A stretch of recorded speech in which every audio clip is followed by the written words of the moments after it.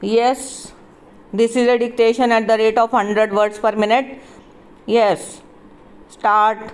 The government is aiming to bring down inflation by more than a percentage point in the next few weeks by taking fresh measures to curb price rise. Minister of State for Industry said on Thursday that while the full impact of these measures would be reflected in 6 to 8 weeks, the positive effect of the measures already taken has started showing. He said the steep hike in prices of many commodities has not only stopped but prices of some items have also started showing a downward trend.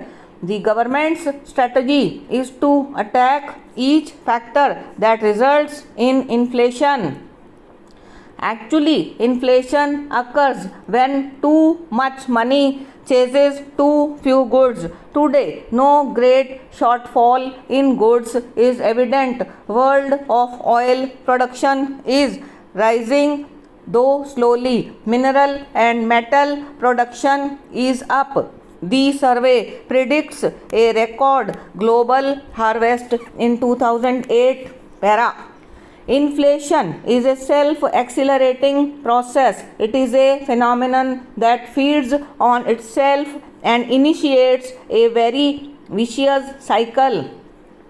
Rising prices drive people to demand increased wages and salaries. Since such demands are resisted in the beginning, they resort to pressure tactics like strikes and demonstrations. But such tactics only decrease production and aggravate the situation.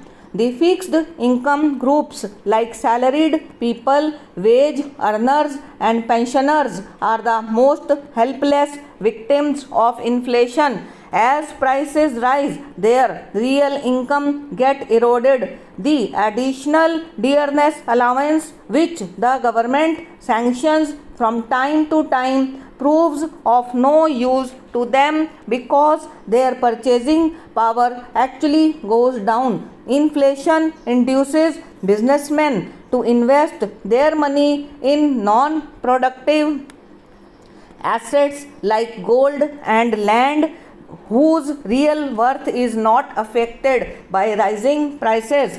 High prices also adversely affect the exports of the country and distort the balance of foreign trade.